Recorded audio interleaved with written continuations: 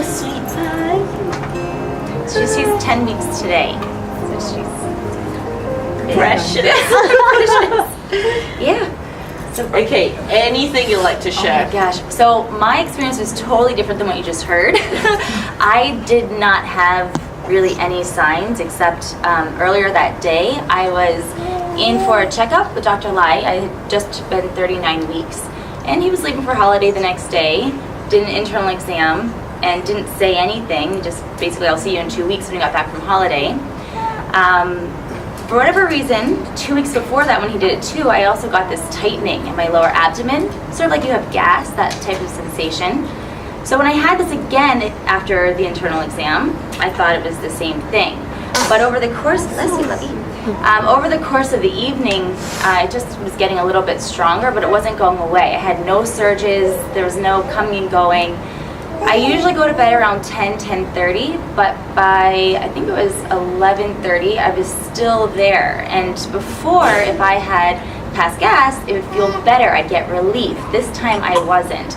So we texted the group, the doulas, which I had, I think, 5 doulas on the group because it's holiday time, so everyone was coming and going with holidays. Also, Dr. Lai likely wasn't going to be around for a home birth. We were hoping for a home birth, but we were okay if we had to go to the hospital because you do what you need to do. You listen to your body, whatever happens, it's meant to be that way. So I think it was around 1:30 in the morning. We texted to the group then. Now I was starting to feel something. It wasn't painful. It wasn't even surges. It was just a little, like if someone took your wrist and squeezed. And it would be there for about 45 seconds and then go off for 2 minutes. That was at 1:30 in the morning. No one responded to our messages. We thought, well, is this good or bad? Is it normal? Is it not? So that's when Corey called Chu Jin, who was on duty or on call that night because everyone else was gone. She said, well, come over. I'll swing by and just take a look. So when she reached a little after 2, she said she didn't really know what it was because it could be Braxton Hicks, so something that you mentioned too. It might just be false labor.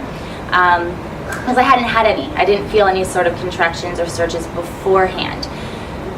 So when she checked me and she wanted me to go into the apple tree position, we were going to do the shake the apple tree, that's when I said, yeah, that's not going to happen. So I went to the bathroom. I felt like I had to poo. So she called Dr. Lai and said, I think she's going into the time if you want to come over and check her. I had 2 surges then. That's when the mucus plug came out, and I looked at Chu Jin and I said, is this the real deal? Yes, this is the real deal. So that was, I yelled for Corey, my husband, because at this time, I guess Chu Jin, when she called Dr. Lai to say you should come over to check her, she told him to start filling up the tub. While the tub only got filled this high, with 3 more surges, she was here. So I really had 5 total real surges where I was feeling from the back and down. Of course, I had 2 more to go when I said call a birth photographer. Katie was traveling, so we had a backup because I really wanted birth photos. This is something that I really, really wanted. Of course, Katie wasn't around. There was no time for the other one to make it. But as everything works out, my mom happened to be in town, which we didn't plan on happening. So she popped over 5 minutes after and just started taking photos. And she had no idea what she was doing, but we have some amazing shots. They turned out beautifully. Yeah, so I didn't really have any warning signs, if you will. I didn't have that transition of phase 1, phase 2, because it was within maybe 20-30 minutes that we realized, okay, this baby's coming. And I think I didn't believe it. I was at work the day before. I'm a chiropractor, so I think too, Janelle, where she ran off to, I think she was also working the day before that she gave birth, and people were saying to me, are you afraid? No, I was actually really excited, and most of the people who were asking me were the men, not the women. Of course, the women were saying, yeah, well, be ready for 10 hours, 12 hours, and I was throwing it out there that this was going to take an hour or 2. And I kept saying it and believing it all the way through the pregnancy, and that's what ended up happening, was it was only an hour or 2. So I guess my advice would be, whatever you want for your birth, start saying it and really believing it, because it's easy to say it, but when you picture yourself going through it and declaring it and saying this is how it's going to be, and my patients were laughing at me like, yeah, okay, have fun with that, that's not going to be the case. And sure enough, that night, she came out in, well, 2 hours, less than that. About. So when people ask me, I've been to like 1,000 over births, right? And then, I've seen all the crazy stuff that happens at births, to the point where if someone says to me, this is the kind of birth that I want, I'll go, be careful what you ask for. Because everyone will ask for half an hour, 1 hour, done and over. I'm like, you're not going to make it to the hospital, okay? If it's half an hour, 1 hour, is that what you really want? But what was distinct with Katrina is that when she said it, she didn't just say it. She said it because she truly believed in it. And when I work with parents, the one thing I look out for is congruence. Not just what you say, but does what you do actually matches up with what you say? It's a bit like sometimes you meet people and they could be like, wow, like this person to be my mentor, and you don't know what it is. It's the whole aura, the energy, and everything that they embrace. They're still humans, they're not perfect, but yet there's something about them that makes you go, wow, I really want to, model after this person or something like that. So when I meet women and they say, oh, I'm going to have this birth, that birth, yeah, I'm planning for C-section, I'm realistic, whatever it is, but something about them gives you that aura to kind of know that, right, she got this, she's really going to make this happen. So be careful what you wish for, and when you wish for something, really understand if you say you want a birth that's only an hour or 2 hours, how is that 1 to 2 hours going to turn out? Right? Intense. Yeah. Yes. So everyone reaches the same point, right, of giving birth. Let's say the intensity is this. Some people will go yada, yada, yada, all right, it builds up. Some people like her will go like this. Okay, so if we're talking about exercising, it's like running uphill all the way till you reach the finish line kind of thing. Okay? So when you say that you want that 4-hour birth, whatever, be intentional, know how that looks like. And not just how that looks like, what you're going to do to cope and get that kind of birth. Because a lot of women can have that drop-free birth, but what happens halfway is they get scared. So that's why we get a lot of stories where, yeah, I was actually already 7 cm, 8 cm, come on. You're almost there. You just need someone to drag you through the finish line. But because the fear takes over, they go, forget it, just give me the epidural, and then the whole birth is delayed by 6 to 12 hours because of the drugs. Okay? So be very intentional about it. Okay. That's a good point that you were saying, be careful what you wish for. Because I wanted such a fast birth, while I was going through it, I actually was hoping for what Jill was saying, where you get that minute and a half on and then you get a break.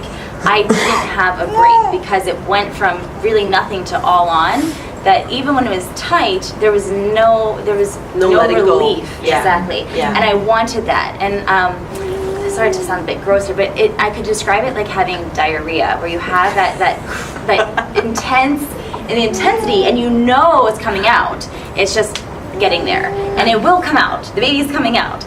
There's no stopping it, and it's just keeping your eye on the prize, really. My husband, I don't think he really believed it was happening either, so that's why he was probably a little slow to fill up the tub, but we didn't even need it at the end. And she was born on our bathroom floor, but instinctually, Corey, my husband, just dropped back on all fours, and I sat on his knees, and that was the last 2 surges that we had. So it was her head and then her body. So, I know it's easy for me to say, throw out there what you want, but also for the men to do that. Katie was over to her house about 3 weeks before she was born, and we were setting up the tub, just getting everything ready. And you could tell, even though Corey was saying he was ready for a home birth, there was something more deeper that he wasn't expressing, because something so simple as the hose not fitting our valve for the water, he was starting to get agitated. So once everyone left, we had a good talk and we realized what was going on. It was he wasn't even though he was saying he was into it, he wasn't really there yet. And of course, over the next few weeks, the more that he was practicing, he started listening to the hypnobirthing tapes as well. Same, we liked Christine, however you say her name, the last one, the British accent. Yeah. We found that better for us. The American one we did not. So it is whatever works for you. It is, and but he had to do it as well. A lot of times it's put on the mom, it's something that she has to do. He came with me to the classes, he did his homework, but he wasn't doing it every day, which I think really helped with me being prepared, and then he did too towards the end. It's there's something about reality kicking in, and that's where when you do your practice drive to go to the hospital, you pack the hospital bag, he has to be very involved in it because he needs time to catch up. And a lot of times the husbands are just, I'm just doing this to play the supportive role and everything, but it's a bit like where it has to hit him at a certain point, and that's where the logistical stuff and whatever comes out. And don't take it like, ooh, he's getting a bit like, ooh, impatient or getting angry for whatever reason over the silly valve, right? But taking the time to work through that challenge together. One of the common things that parents would say to me, especially after they go through the birth plan class, is there was one, they thought that their marriage was going to fall apart. And they said having the birth, working through the birth plan, not having the baby together, working through the birth plan, pulled them together because for a very long time they did not have a common goal. And all of a sudden they have a common goal to work towards, and it just changed everything. Okay? So getting him on board, working through it together is extremely important. Okay, I have one last question for you. You were so excited about contacting me and going, I want to give that talk, I want to be here, right? So what was it that you want people to know? Oh, what's the message? Everyone wants to tell you the bad stuff. From the moment I told our family and friends back home that we were even expecting to have a baby, they wanted to tell me about their friend's miscarriage, or that how they had to go in at 34 weeks and have an emergency C-section, and they want to tell you the bad stuff, and I guess maybe because it makes them feel more human to be, yes, please, thank you, to not feel alone in what they went through. So maybe if someone else has it too, they can feel that whole societal thing. I don't know what it is, but they like to share the bad stuff. What you don't really hear is the good stuff. There's always good with it. Every story is going to be different, but I had an awesome pregnancy. I worked up until the day before, staying active, and people couldn't believe it. Why was I doing it? But then also with her birth itself was so intense, and I wouldn't say it was really pain. Of course, there was some discomfort because of a baby is coming out of you, but it's that mindset. And even now that she's born, again, it's still easy, but I'm putting it out there. She fusses. She has her poopy diapers that smell bad sometimes, or she wakes us up at 3 o'clock in the morning. But it's putting out there why it's happening and being happy that you have a baby to do that with. So despite being some, she's still hungry. She eats a ton, by the way, so she's ready to eat again. Yeah, just really throwing out there what you want, and hearing stories like ours. You need more of it, because I didn't have that myself. It wasn't really until I started coming to the classes too that I was getting the good. I go to church, same as Katie, and that helped me also on the faith side, because I had both the practical, I guess if you will, with the doula, but then also the spiritual with my faith. And at the end, what really got us, because the music that was on when she came out wasn't music at all. It was an American comedian, Dean. Oh my gosh, anyway, a comedy skit was playing when she was born. So it wasn't that got me through, it was saying that your body was designed to birth, or seeing your baby moving smoothly through your birthplace, or if you're a person of faith, picture the cross, or something like that to get yourself through. Whatever it is, get that practicing now, and yeah, it's going to be awesome. It's going to be awesome.